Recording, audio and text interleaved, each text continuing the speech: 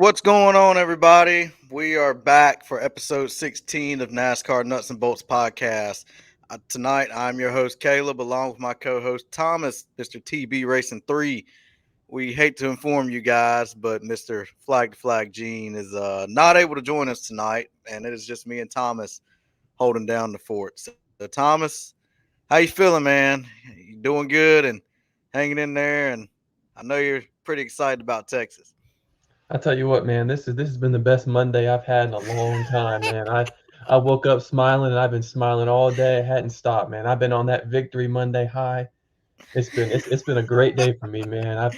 I've watched the race highlights and the race ending multiple times, man. Just I've been enjoying life today, that's for sure.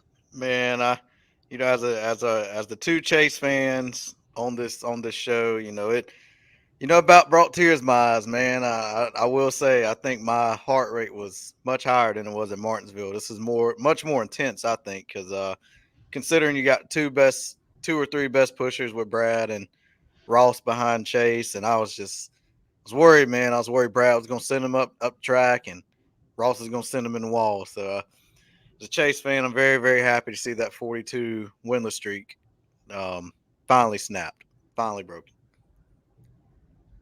Absolutely, man. At one point during those restarts, I made a text to the group chat saying that I thought Elliott should have got in front of Byron and maybe Byron would push him, but obviously other things happen. But that was a very high emotional and high intensity ending to that race, man. Got my emotions going for sure. So does this one compare to a Dale Jr. win breaking his winless streak at Michigan, or is this worse, or how does this one compare? I guess I'm asking. I don't know, man. I was comparing last night to 2014 Daytona 500, man. It's just crazy feeling, crazy hype. I mean, I know it's just a regular season win, but to true Chase fans, this means a whole lot more than just an average Sunday afternoon in Texas. Absolutely. This means a lot more. And to your point, this felt a lot. This was more intense and more important in my view than Martinsville. I felt so much more. I was much more nervous and much more excited yesterday than I was at the last restart in Martinsville last week. 100%, 100%. Man, I mean, I'm like you, man. It was a fun one. It was a fun one, and they said, as Chase fans, he wins in like every scheme that he races, and he hadn't won in the Hooter scheme since what was it, 1992 with Kawicki at Pocono. So that's the first time Hooters has been back in victory lane since then. So that was pretty cool, and for Chase to be able to do that, and especially give a Polish victory lap at the end of that was awesome. Absolutely, he's had some great Hooters paint schemes throughout the years, and he finally gets it done. And I guess to mention one would be the 2021 Bristol night race. Yeah, I have that diecast somewhere on the shelf up there, and I Yeah, got the night race hoodie on. So yeah, I think that's one of my favorite schemes of the Hooters car for sure. So good to see Chase in victory lane, and good to um good to see him back. I gotta ask. So do I know you made the comment in the group chat? Would you say that this Chase Elliott is who we saw in 2020? Is this 2020 Chase Elliott that we're seeing? it's looking like it, man. The aggression and the desire to win is there. It feels different. It feels like 2020 Chase, man. It feels like he wants to win. It feels like he's putting in the effort and putting in the aggression, and he wants to win races now. I feel it's a whole different Chase Elliott showed up in Texas. Absolutely. No, I gotta agree for sure. No, and I say that because, and I ask that because a lot of people have already put out tweets that Chase is a championship contender already. He's already ready to go contend for a championship. But Chase said in the post race interview, he still a lot of work to be done, and a lot of things he needs to still overcome. And like you said, I gotta give credit to Mr. Alan Gustafson.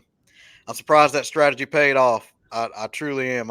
Had me nervous, and I was listening to the scanner, and they were honestly getting ready to come in, and then the caution happened. So I was very, very, very happy about that. So, like Harvick said, well, as Harvick said, I just kind of felt like Chase Elliott had that dog in him a little bit, and I was very happy to see it. And they say everything's bigger in Texas, so I think Chase kind of grew a pair and put them on for Texas and put his big boy fire suit on for the weekend. I wanted to make one more point. I remember you telling me the reaction in the fans whenever Junior ran out of gas. Oh yeah, at the Coke 600. I was starting to feel that way yesterday because they were saying over the radio that he's got gas for one more restart. And Oh I was my like, man, gosh, Chase is going to run out of gas. They're going to bring him down pit road, and that's going to be the end of it. I was man, for a second, I was starting to get worried about the gas situation. That's for sure. Mm, man, I don't blame you. I really don't because I was saying, those drivers act like they didn't know how to race come the end of the race and with the last few laps, and I said they were really making Chase work for that win to break that winless streak. So, but all in absolutely. all, really good to see Chase back in victory lane and get to see the nine back in victory lane, and hopefully the 19 keeps that momentum up, and it'll definitely boost the morale for us Chase fans. So very very happy to see that. Well, Thomas, we don't have flag to flag here, but we're gonna dive in our racing rundown and let's talk about Texas. Let's talk about what we saw with Chase. Well, we talked about what we saw with Chase, and I guess let's talk about the race, the strategy that played in with a couple teams, and let's just how's the race overall to you? What did you like about it? What didn't you like about it? Some things you'd change, and let's talk Texas. Yeah, man. I mean, when the race started, I mean, I thought it would just be your typical follow the Larson, follow the leader, type race. And as the race progressed, we saw different pit strategies, and you know, this people started to move around, things started to switch up a little bit, and which was good. I mean, it added some excitement and some uncertainty to the race. And Yeah, at one point during the race, Truex took two tires going down pit road and gained 10 spots exiting right.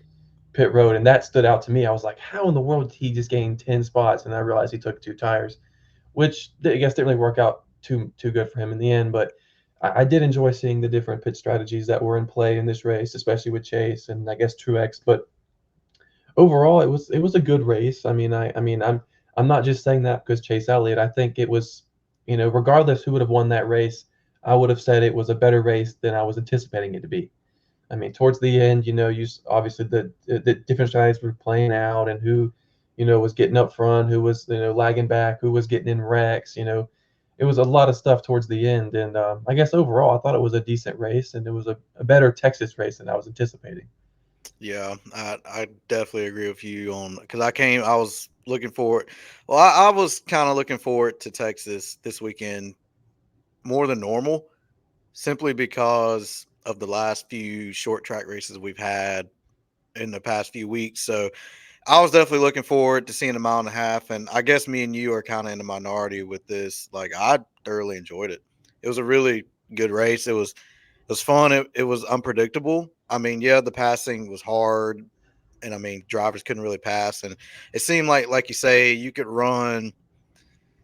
You know, you could run X amount of laps on your tires, probably 60 laps, 65 laps on older tires, and not really lose any ground. But I'm not. I mean, that's probably my only thing is the tire on that aspect of it, and not being able to pass. But like you, not just because Chase won it, but it was an entertaining race. I mean, it wasn't terrible, but it would, in my opinion, it kind of, in a sense, it kind of like a Martinsville race on a mile and a half. But all in all, I do That's a think good it was. point. Yeah, all in all, I do think that was the best race Texas has had in a while, and Xfinity put on a race, and trucks put on a race as well. So, I mean, you had guys spinning their own selves out, guys getting dumped, and drivers constantly shuffling. From pit strategy, and we had like what was it, two, or it was two overtime finishes, wasn't it, or was it three? Um, I I want to say it think was there was, I three. I think there want to say it was was three. three. Yeah, Yeah. I'm pretty sure it was three because Denny wrecked on one, and then Then it I was can't remember, but defending. I'm pretty sure it was three. Yeah, it was three. But Yeah. I just think this race had a little bit of everything, and overall, I mean, it was a pretty good race. Would you would you like maybe compare this to Atlanta a little bit?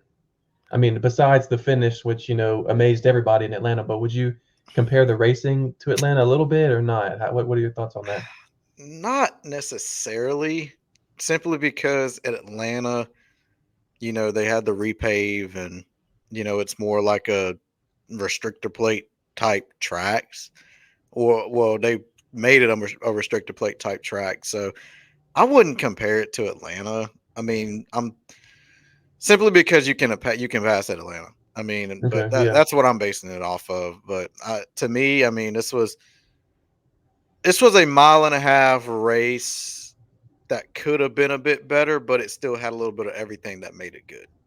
Hmm. But I think a yeah, little bit more tire wear would have made a yeah, world of difference in this race. absolutely, absolutely. I do want Absolutely. to mention Carson Hocevar. You remember he spun, I think, sometime in the beginning of the race, but looking back on the onboard, looks like he was getting pushed by the 8 of Kyle Busch instead of him getting loose or something and spinning up. So I think the 8 kind of just pushed him into the corner, and he just dumped him. Who hit Bowman on the front Uh, stretch? I don't. Was it? I don't. I want to say it was. Was it? I want to say Justin Haley for some reason, but I don't. I'm not sure. Yeah, because somebody spun out and caused the wreck, and the Fox broadcast was zooming in somewhere else, and Oh my gosh. they were showing the in-car camera or the from like 6 cars back, so you couldn't see anything. It's so I I just remember somebody hitting Bowman, but I don't remember who it was or much about that wreck because they just didn't care to show it on TV. But I guess that's Yeah. a topic for later on. Yeah. For sure. Yeah, but so I gotta ask, what did you think of the strategies that played into the race? Obviously, Chase, with Brad and a couple more drivers that stayed out, Austin Hill at one point, and whatnot. I think that the different strategies is what keeps this race interesting. I mean, if everybody comes in at the same time and everybody does the exact same thing, it's just going to be follow the Larson. It's nothing. It's not going to be. I just think the overall the differing pit strategies is what made this race interesting. Right. Yeah, definitely agree. Definitely agree. Well, Thomas, I gotta ask. So let's get ready to go to our nuts and bolts race meter here. So what are you putting your rating for Texas as? I'm curious. I'm gonna give it an 8. It's generous. That's very generous. And and it's funny because I'm giving it an 8 as well. That's mine. That's mine. Would you? This is what? That's like our second highest one, isn't it, or third? It's probably my highest one like overall. I don't tend to give good ratings to races, especially the ones we've seen so far this season, with Yeah, an this. exception of a few. But I mean, I'm, I don't tend to give high ratings. yeah. No, I'm sure Daytona was at the top. I don't know. I want to say Daytona was at the top for me, or no, it might have been Atlanta. But I definitely give this 8. Not even considering Chase's win, but just the racing overall. I enjoyed it. Like I said, me and you are probably in the minority here, and actually like Texas, and really don't want to see it go. And I think just a little more tweaks and a little more pressure on SMI and Marcus Smith. They can really have a good product at Texas, and make something out of it instead of a Walmart most people are wanting. That was the next question I was going to bring up is what your opinion was with Texas going forward. That was going to be my next question for you. Yeah, I mean, I don't see why it should go. I really don't, because I mean, like you said last week, I'd rather see a mile and a half than see another road course back on schedule. I'd rather I'd rather them play some strategy out at Texas and do that, and have some tire wear fall off, and let drivers drive their cars and see who can handle their car and who can't, versus a repave road course somewhere. And next thing you know, they're in a position where you get behind somebody, you can't even move them out the way, or you can't even pass them. So I mean, I like Texas. I mean, it gets a bad rap, but I think Texas is slowly getting better. It's getting to where it needs to be and getting where it was. And hey, why not try some? Why not make that, like you say, we could all really be happy if Goodyear just makes a softer tire that wears or something like that, and it will produce really great racing. And we've seen how great the racing has been at mile and a halves with this new next gen car. So I mean, if it Mhm. just puts a little more effort and a little bit more time, and Denny said this, you know, SMI is making more monies than the teams are getting back. So why not put that money towards something that's going to make the racing product better at Texas? Yeah, Bubba Wallace tweeted out last night. He's like, "Great, now we can't get rid of Texas." I know. I saw that. But then Now, he, do you think he sent that because because the spin and everything, or what do you think? I think he was just messing around with Chase because at the end of that tweet he said, congrats to Chase and everything. I think he was just messing around with Chase, but I didn't. When I read it for the first time, I didn't think about the spin, but I mean, Well, no, you got a good point because like I did kind of think about that as well. Now that Chase won on the track, they're not going to change nope. it. Oh man.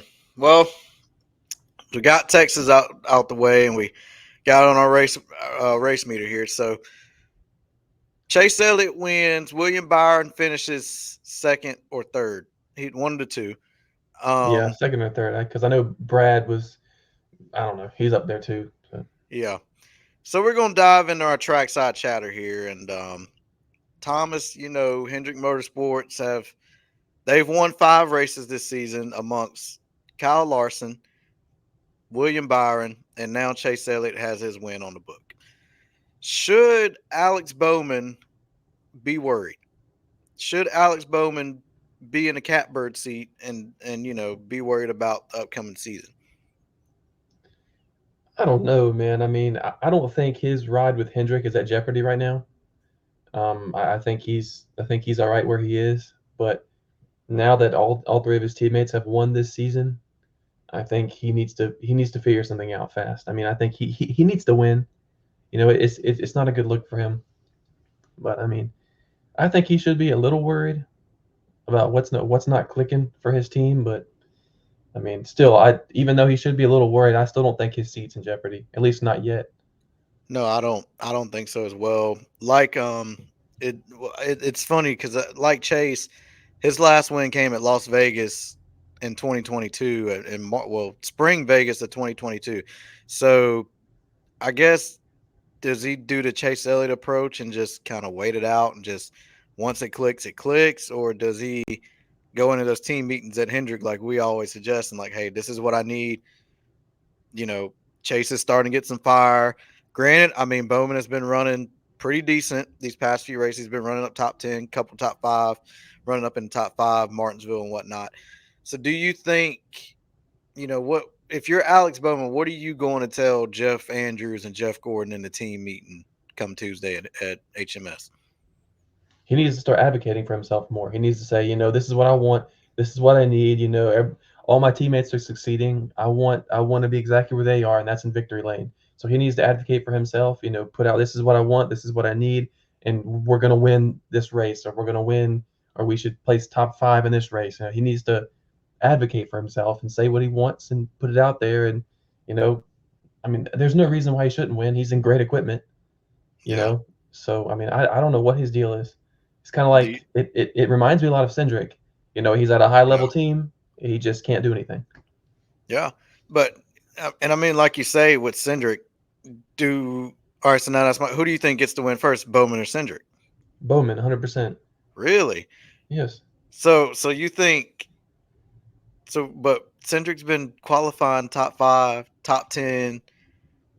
But I'm not necessarily familiar with Cindric's finishing results, but I mean, so you think okay? I can see it. I can I mean, see all it. those top tens and top fives don't mean anything if you can't win. That's a good point.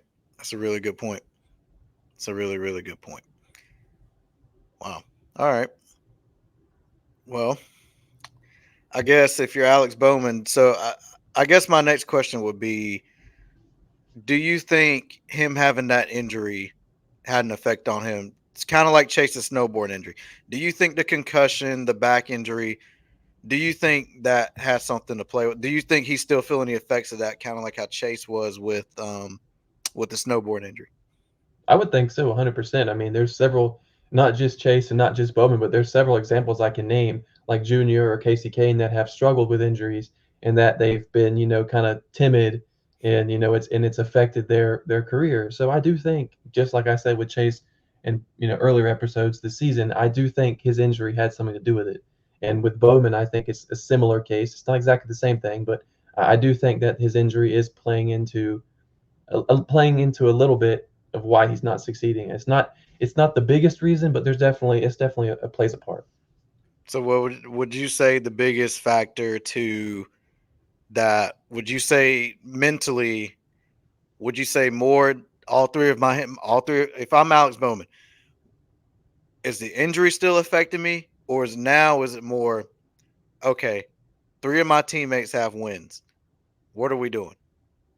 Which one do you think weighs on him the most? Probably the three teammates have won. What are we doing? I think that's weighing on him more. It's putting more pressure and more eyes on him.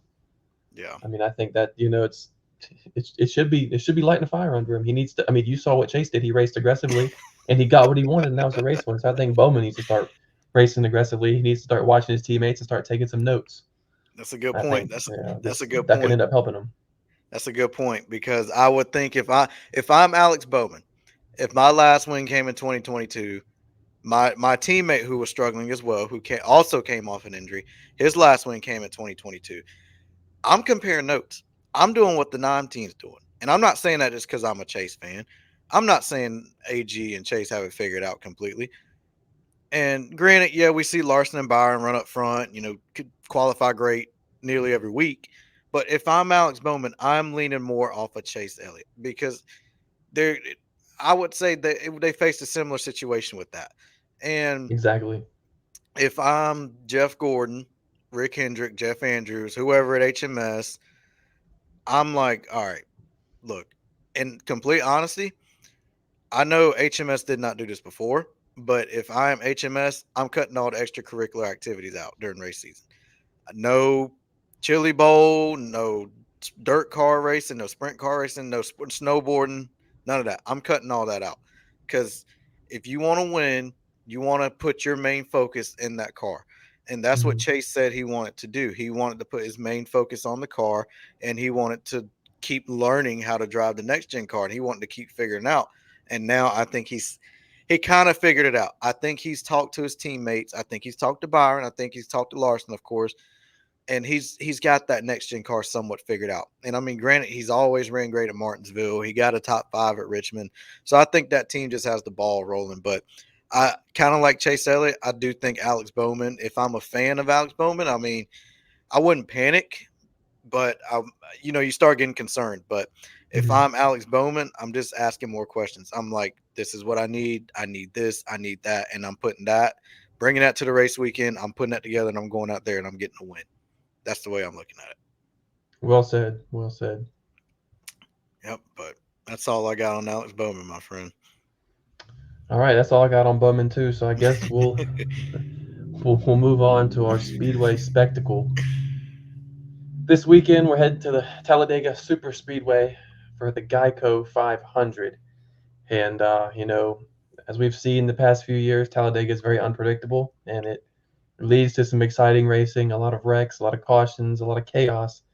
But I think if we're going to see a new winner or an unexpected winner, this week's going to be it. Really? I, Yes. I don't think we'll I don't think we'll see a new winner. Well, I'm lying. I'm lying. I'm mixed up. I do think we'll see a new winner. I do. So what are you thinking for Talladega? What are you expecting to see other than the big one? I'm expected to see some Hendrick riding up front. I think it's going to Really? be, yeah. I'm not Okay. saying anybody specific, but I do think there's going to be some Chevrolets riding up front. It's funny because after these past few races with Chase, I'm gonna say it. I think he can go out. I think he can go out there and win it. Oh, I really absolutely. do because I think he can go out there and win Talladega. I think he can go out there Hmm. and win Dover. I do think he can go out and win probably these next few races that we got coming up. But you got the Chevys up front. I'm gonna go with the Fords. I think the Fords will continue there. And honestly, I think the Fords will break their winless streak this season at Talladega. And I guess we can go ahead and dive in our picks with that. But I, for my poll, I definitely see Ryan Blaney getting the pole. I don't know. That team just always somehow shows up in the end. Yeah, he had some bad luck at Texas this past weekend, but I see Ryan Blaney getting the pole and just taking that forward and just putting it where it needs to be for sure. I know I said Chevys are going to run up front, But I'm gonna go with a Ford for the pole. I'm gonna go with Brad Keselowski to get the pole at Dega. Wow. Okay. I mean, I can see it. He ran a strategy paid off for him in Texas and nearly won it. So, and I know he's another one that's hungry and wants to break his winless streak as well. I think he's like at 102 or 106, something like that. So, I could definitely see it. So, for my race winner, I have Joey Logano getting Ford's win for the Geico 500 at Talladega this weekend. He always runs up front. He's aggressive and he's going to be someone that's going to always be a key player up there, man. He's going to go up there. He's going to lead laps. He's going to get stage points, and he's going to try to get the job done. And he's done it, I think, 3 times at Dega, and he's going to get number 4 there. For my race winner, I'm gonna go with the number 24, William Byron, to get the Wow. win at Talladega. So I what just made you go with Byron? I'm curious. Let me. I don't know, man. I just think that I don't know. Byron, he's already done great this season, and I do see the Chevrolets running up front tomorrow. And just I mean this weekend, and I think Byron can do it. They get his what like third, fourth win of the This would season. be number 4. Yeah, I don't know. He ran good at Daytona. I just see him doing it again on the next super speedway. I see him winning in Wow. Talladega. I'm very shocked you didn't go with old Denny Hamlin. I thought about it, but I mean, I don't know.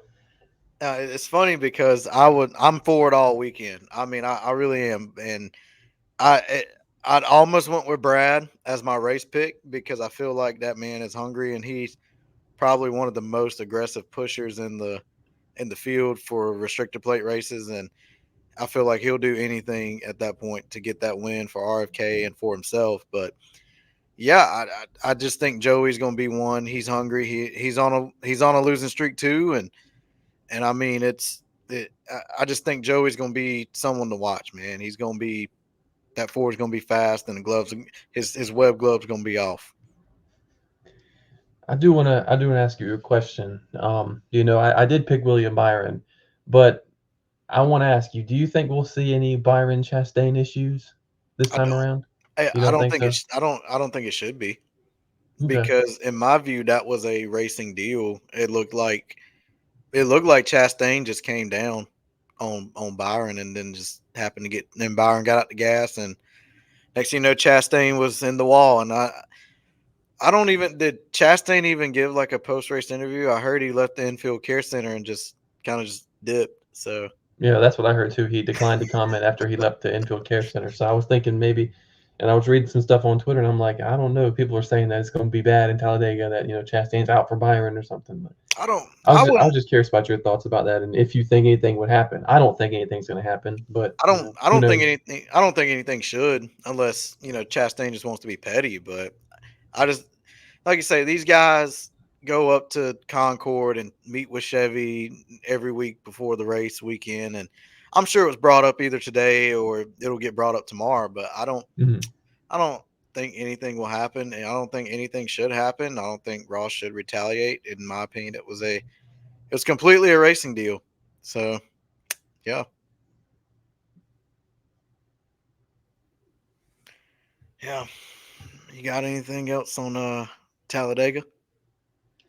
I don't think so, man. I mean, I'm looking forward to it. I mean, I'm looking forward to a super speedway again. I'm looking forward to some speed and some good racing.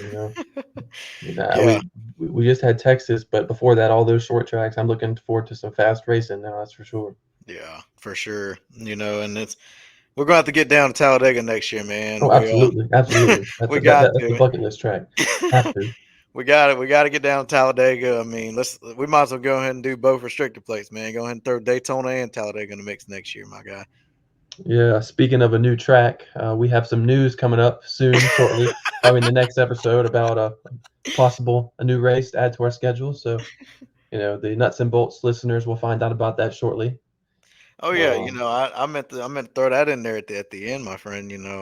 It's all good though. It's all good, but yeah. yeah, for sure we got to get down to Talladega, man. That's definitely a bucket list track and definitely one that we got to experience for sure. But no, let's dive into our fuel for thought. I know we're kind of just cruising through Yeah. this, and then we're going really really good, but let's dive into our fuel for thought, and I want to talk about the dead horse. I think Twitter, you, me, and I think I'm glad Gene's sitting this one out because I think Gosh. I, I don't think he would be too impressed. But let's talk about Fox. And I mean, granted, we know how Fox's coverage has been since the time of Tail. We with the animations, the cartoon animations, the whatever. I just want to talk about the one thing I want to hit on is the post race coverage, where we need to bring it back. We need to bring back victory lane interviews. I don't want to, and I'm not saying this because I'm a Chase fan and Chase just won. Nah, none of that. I saw a picture yesterday on X, Twitter, whatever it's called, and it was Chase celebrating with his arms up and everything and whatnot. And there's Reagan Smith right there in front of the car, just Hmm. messing up. I'd say messing up the picture, and you know, and but even then, this guy comes your most popular driver, NASCAR's most popular driver for since 2016 or 2017, what have you, breaks his 42 race winless streak. And we know how monotone Chase is. He's so mellow Hmm. out and whatnot. Great, perfect. But you know, we saw how he was in Victory Lane. He he was all smiles. So Hmm. I would Showing teeth. yeah, he was actually showing teeth, exactly. So I would have loved to see Victory Lane coverage, and I saw some other people posting about that.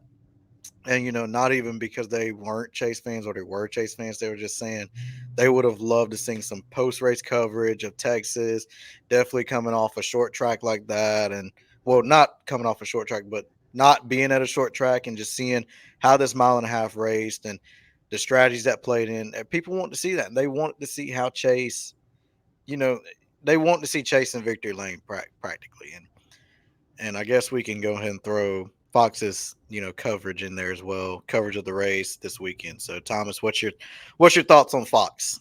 Many thoughts on Fox, I should say. Yeah.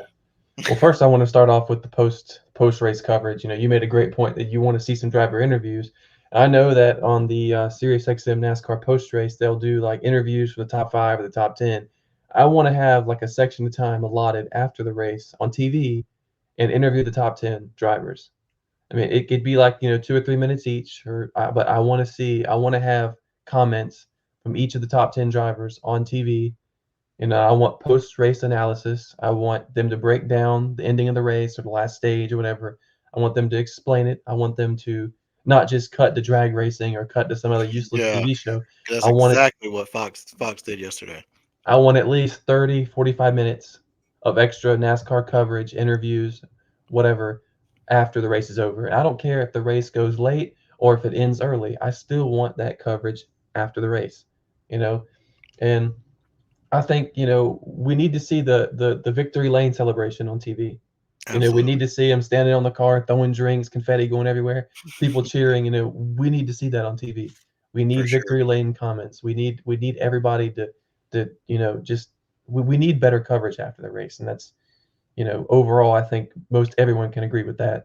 And as always, every week we can complain about Fox and the commercials and them you know a caution will happen during the commercial and they'll just neglect to Man, show the entire wreck on we TV. missed They pro- just completely miss it. we missed probably how many cautions because Fox was on a commercial yesterday. It was at least 4 or 5 we missed. But I want to add because Clint Boyer said on the broadcast yesterday, he was like, "This is big and we missed it," and then he blamed himself. I sent out that tweet and I was like, "Clint, don't blame yourself. We've been dealing with this same situation, this same problem since Daytona, since the Clash Absolutely. practice. Yep. So it's not Clint Boyer's fault. It's big and they missed it." And I want to add, I was catching a bit of I caught the replay of the Xfinity race. I want to say a couple hours after it was over, and something that really it didn't resonate with me very well was that it was a four wide battle for whatever place. Riley Herbst had cut a tire or something, or somebody had cut a tire, and Fox was showing the battle for third between what was showing a third place running with Justin Allgaier and AJ Allmendinger, and you got guys back there cutting tires, beating and banging, and they're missing a four wide race off of turn four coming to the line. And granted, it wasn't the end of the race, but it was coming to the end. But they missed it, and I, it just sucks because the announcers are literally commenting on the battle of, hey, Riley Hurts he's taking it four wide, he's bouncing off Brandon Jones, whatever, and we're seeing Allmendinger and Allgaier literally go back and forth, and I just thought that was really ridiculous, really ridiculous, really ridiculous. At least if they can't catch it live, there's got to be a camera somewhere that's filming it that they can show a replay a couple minutes after. Always, and You know, then there's they'll show it once the caution comes out, and it's a completely different caution for something that's completely off topic of mhm. what they're showing. I don't know, man. Like I say, man, I can't wait for NBC. No cutaway, no zoom in, no put. I mean, I don't Crank know, it up man. during pit stops. Dude, did we even get a crank it up Sunday? I don't know. I was so hyped at the end of the race. I don't even remember parts of the race. I mean, we could have. I don't. I can't even tell you for sure. I don't remember seeing one. Now, granted, I might have missed it, but I don't think we got one. But you know, like you say, I mean, NBC just puts a battle. They put full focus on the battle, and the commentary is it's great. I mean, granted, we're not gonna have Junior at NBC, but he'll be at Amazon and Warner and TNT and all that. But NBC clears, man. It's just it's just frustrating when you want to see a race and the coverage is not good. And I think that's not good for Fox as well, because say you're a new fan tuning in and you want to see some racing and side by side, and and people, let's be honest, most people tune in because they want to see cars wreck. That's what NASCAR fans want to see. And if you're at a commercial Yep. and and we're sitting there watching the same commercials over and over, or when these Wendy's commercials on the side by side, and you know, Brutal. yeah. So, or these political ads now. So Oh yeah. it's ridiculous. It's absolutely ridiculous. If somebody out there, one of our listeners out there, needs to have a stopwatch and record how many commercials we watch, like how long the commercials are throughout the broadcast, and post it. I'm curious God. to see how much commercials we have versus how much racing, or how many green flag laps are shown on TV versus how many we have under commercial. Oh, I tried to calculate it one day. It's like they'll run about 15. They'll run like 15 green laps at the beginning of the race, then commercial. It's something like that. If they don't do if it's a battle going on or anything going on, what they'll do, if they're not showing that, they're showing Richard Childress up there on top of the hauler with his headset on, listening to Yeah, watching Austin Dillon run 35th. Yeah, absolutely, yeah. absolutely. Holding up the leaders, blocking the leaders, 3 laps down. God, What's the point? yeah. It's Yeah, hopefully. I made a comment to the group chat, towards the beginning of the race. I said, I forgot how much it sucks to watch it on TV. Oh yeah, for sure. I mean, the Like past I two told races you. we were in person. It's just, when you're forced to sit at home and watch it, it sucks. It's Like I say, we got a little spoiled. We did. We got a bit spoiled, and we're still getting spoiled. So I guess we might as absolutely well. Guess we might as well drop this with our listeners right now, since we're on that topic of being spoiled. sure. I guess I can dive into our fuel for thought here, but yeah. So the NASCAR Nuts and Bolts crew will now be at Dover, Dover That's International, right. That's right. Dover International Speedway after the week after Talladega. So looking forward to that. It's a new track for all of us. What is that? The world fastest mile or something like that, or I guess something like that. The you Monster know, Mile. well, yeah, Monster Mile. So we're gonna be up there climbing in Monster Mile's hands and dangling off when Chase wins. So hey, He's got. I think Chase has got what, 3 wins at Dover? two. 2. Okay. Well, still, man, he good shot to win. You never know. Never know Yeah, what can happen. That's right. That's right. Because that's what I say about Talladega. I mean, though I got Logano winning, I could definitely see Chase. Kind of driving like he drove at in 2022 when he got that last win at Talladega. I heard a lot of people. I did not watch that race. Actually, I caught the replay of it, and everybody was like, it kind of reminded them of Earnhardt driving at Talladega, man, the way he was Oh driving. yeah, man. That The that way was a great race. I hate I missed it. So I would not doubt to see that nine up there contending for a win there, and I would not doubt to see the nine up there contending. God, I can't talk. Contending for a win at Dover as well. So looking forward to that. We'll be on hand. It's our first time there in Thomas. I found out they don't have programs at Dover. They don't. No, They had one in 2021, I think, but I it's guess I'll be making a custom one on the internet. And I can print you one if you want me to. you're gonna need it because it's one of those SMI tracks. Garbage. Whatever, man. I mean, at least give us the small programs we got for Bristol. I mean, at least give us something. Man, and I hate you showed me that because now every time you show me, I've been looking for it. I've been looking for that Bristol night race program Hmm. with Harvick on the cover, and I have yet to find it. So Yeah, they're really rare for some reason. I don't know why that specific program is so hard to find. see, I'm assuming they made a limited quantity, did not make as much as they made for this one. So Oh yeah, and Harvick's on the cover final year, so they got gobbled up, I'm sure, and got sold out on eBay to everybody. So yeah. I was worried, leading up to Bristol because they were making it seem like to be super limited quantities. But when we were walking into the track on Sunday, they were like a stack of them on the table right there by where you scan your tickets at. now I will say I do think that was the section we went in because if it was any other entrance, I feel like it would have been gone. Because that trailer I got mine from, well, got ours from, they didn't even have them anymore. So I definitely think it was probably the entrance we went in for sure. Okay. Yeah, man. So we got that out the way, and we talked about Texas. We talked about Talladega, what to expect, and we got a little bit of Fox off our chest. Talked about Alex Bowman and his teammates and whatnot. So let's go ahead and dive into this diecast reveal here. Now, Thomas, I think you're looking forward to this more than anybody on this podcast tonight. So, granted, it's just the two of us. So, I went to Lionel last Thursday, and and one of the workers made the comment was like, "We want your money." Well, they got it. So this week for my diecast reveal, I am unveiling a car that we have been waiting on for the longest since the race, and had to get it. I had this on pre-order, but I ended up canceling it right before it shipped out, and I ended up. And Thomas, I think you're taking a look at yours right now, aren't you? Oh yeah, absolutely. Sitting over there.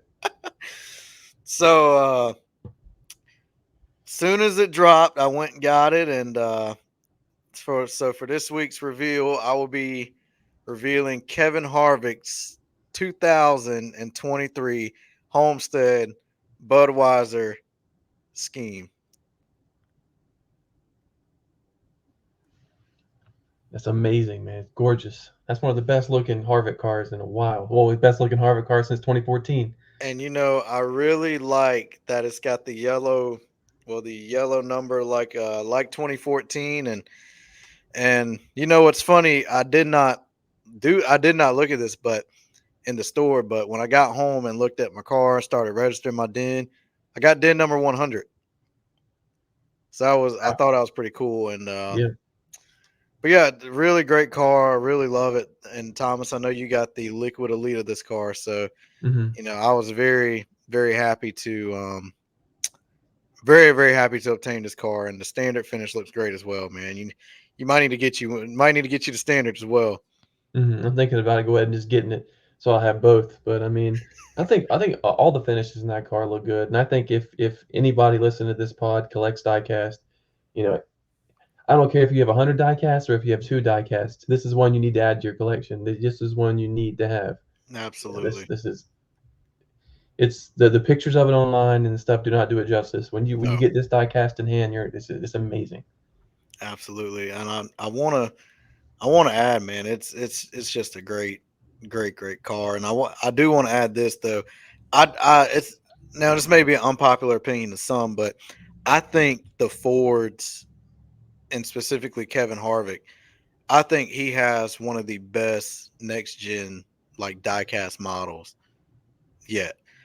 Like I had this car next to his displayed next to his 29 Wilkesboro car, and those cars just look amazing next to each other. And really glad I got it. Really glad I got both of those, to be honest. But I do want to hit on. So I don't know when this was changed or whenever, but I want to kind of hit on. I was in Lionel and making some options, trying to make up my mind. But granted, I knew I was getting this Harvick, no doubt about it. But I want to know, when did it become a problem to take your car out of the box and kind of like inspect it and see if there's any flukes or anything wrong with it? I went in there and I took my car out the box and got kind of a sideways look, Oh and yeah, I just don't. I was shocked. So all I want to do is inspect my car, make sure there's no markings on it or anything, no paint chips or anything. But yeah, because I was looking at some of the Harvicks, and the outline on the hood from where the hood closes, it was kind of reddish around there, like it had been like some, I guess, paint or whatever it got around the hood or whatever, and it just wasn't hidden right. But yeah, I don't know when that changed, and I was that was just kind of weird to me, just by yeah. me taking a look at my car before I buy it. So I don't I know. thought that was always been a rule at Lionel. I mean, I know I put in the group chat what I really think about it, but I'll be more I'll be nicer on here. But I think it's to prevent certain people from going in there and den search. I guess I guess that's why, and I guess they don't want to risk damage to the cars, people opening them up in the store. I mean, I guess that would be it. I'm not really sure why it's a problem. I mean, I know when I went this past fall to pick up my Dale Senior Daytona win, I literally asked the worker if I could open it up and just see if it was damaged. He's like, "Yeah, I don't care." So he I mean, because I was not spending $100 on a car without looking at it first if I had the option to do it. Exactly. Now maybe I should do like you and just maybe I should ask, or I should have asked, and then maybe I probably wouldn't get upside down looks. But yeah, that I mean, I don't know. I didn't think that was a rule, but what you sent, it kind of made sense, and Yeah, especially about our what we normally see at the track and whatnot. So it made a lot of sense. So yeah, overall, very good car. Glad I got it, and can't wait to display it next to the Wilkesboro car. So yeah, I have that's a all I feeling in 2 to 3 years that's going to be a high-priced car, man. really. I don't know something about that 2014 Harvick hype, man. I mean, you can look. Kevin Harvick has some of the most like expensive like cars that are out right now. I mean, like you look at the past 10 years, and the value of his car, especially the elites and the wins and stuff, are crazy prices. And So and it's you never I, know. no, I definitely get it because I have this on my shelf back there. Well, I had it, but right now I have probably a couple, probably three or two more Harvick cars I would like to get to complete that full sweep of the shelf. But right now I got like three Blaney cars beside it. But yeah, the Harvick cars I would love to add next to what to complete out the shelf at least. I would love to add his championship, of course, but that's That's gonna I be would hard to get. I'd have to take out a kidney and a loan to get it, and the other one I would love to do his Charlotte 2014 one, but again I would have to take out both my 300. kidneys. I saw several elites on Marketplace for 300. Man, maybe if I hit the jackpot or something, I'll do it, but man, like you say, I don't know if I can do 300 for a Harvick, but granted, I did 400 for a Gordon. So, Well, Gordon, that's an exception. That's your driver, man. I mean, but yeah, that's probably I got like two, like I said, I got like two more I could really get, but all in all, it's all good, and I'm just glad I got this diecast before they got going and bought up in Lionel. are you gonna try to get the Larson Southern 500 win? Yeah, I thought about it, but I probably won't. I probably won't. Yeah. You gonna do it? I was looking at a few liquid elites that were still available for pre-order, so we'll see, but probably not. I mean, I'd rather have like a Blaney Coke 600 win than the Larson win. You still haven't got that? Still don't have it. I'm shocked. Well, yeah. Like you say, man. As soon as I got the standard ARC. I know you're looking for the elite in that car. So No, I think I'll just stick with the ARC for Blaney. yeah, hey, that might be one you got to get when you go up to Dover. I might have to. Might as well go ahead and just do it, get it over with, because I feel like Coke 600 wins you know hold their value, especially, and I think that Blaney. I think that that's going to be a good car to have. I think Blaney's going to go places in the future, and I think that's going to be one that people are going to be looking for. Here's a hot take. I think that'll be his only Coke 600 win. Never know. I really do. I really do. I think that'll be Blaney's only Coke 600 win. Granted, because we saw how long it took Denny Hamlin to get his and whatnot, but hey, that's Denny Hamlin, and this is Ryan Blaney. He's driving a Ford, Denny's driving a Chevy, but I mean Denny's driving a Toyota. That's like, oh my god. But nah, so Thomas, you got to get you that Denny Hamlin Coke 600 next. That's surprisingly that's a pretty difficult car to get for a good price. I don't know why. I mean, Yeah, just the standard, ARC, you're looking at 120 plus shipping. I mean, just for a standard. yeah. I think like I said, that's because that's his only Coke 600 win, isn't it? So yeah, Yeah, it is. I can see why. And I mean, I could only if he ever wins the championship, I can only imagine how much that would be worth in like 20 years, man. Yeah, well, I want to go back to the Blaney thing real quick. If you think this is going to be his only Coke 600, do you see him getting a Daytona 500 or a second championship or a Southern 500? I see more of a I see more of a Daytona 500 in both of those.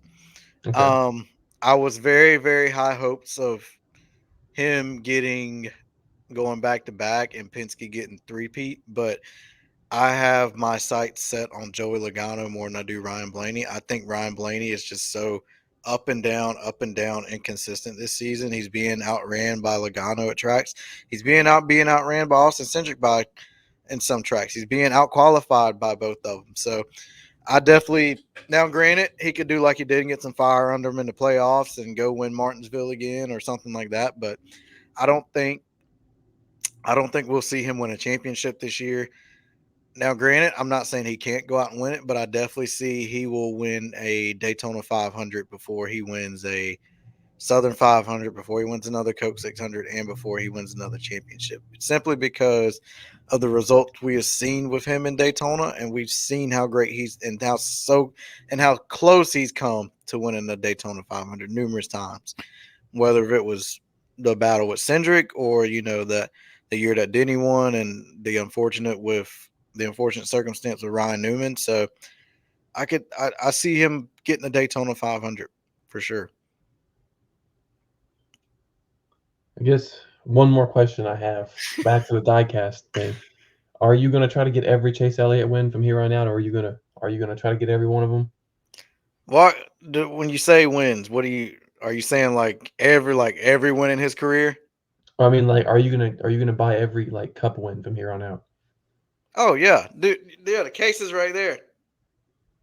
So I gotta, it's gonna look good to add the Hooters card to that case now. He's got Mhm. Lumar, Kelly Blue Book, and Little Caesars and Mountain Dew, so Sun Energy as well. So it'd be really, really cool to, put a Hooters card in that win case. So yeah, I'm glad to have for him to get win number 19, and it just sucks we won't get the diecast until into December practically, beginning of the year, well, beginning of next year practically. If you're looking for any Chase nationwide stuff, I found one autograph for $60, man. Is that the one on Facebook? No, it's on eBay. Oh wow, yeah, Like same. 60 bucks for a nationwide autograph, and it's legit. It's got the sticker and everything. It's legit, Hmm. 100%. So Might have to venture out on that. Might have to look at that. best offer. Yeah, might offer him 50, and we'll see. But yeah, it'll be cool to add another one to the case in there. So definitely looking forward to getting that die cast. And like you say, it's got some confetti on it, so I'm pretty content. It'll be New Year's. December 31st is when it's supposed to ship. I guess that'll be my Christmas present to myself. Yeah, Thomas, you got anything to add? Anything on the outro here and whatnot? I don't think so, man. I'm good. I'm still happy about Chase, man. That's the only thing I got. Another great episode and a good chase win, and I think we're pretty happy, man. And Absolutely. as always, you guys can meet us up at the track and tweet to us, DM us, what have you, and we will be, of course, as Thomas said, and we will be at Dover this year. It's our first time at Dover, so we'd love to meet some fans, well, some listeners up there at up in Delaware. We have a couple listeners up there, and it's pretty cool because we practically a lot of listeners from the southeast, but pretty cool that we got some up north as well. But as always, you can follow us on Spotify, TikTok, Instagram, and YouTube. And as always, you can check us out here at NASCAR Nuts and Bolts Podcast. New episodes every Monday, and we'll see you guys next week for episode 17.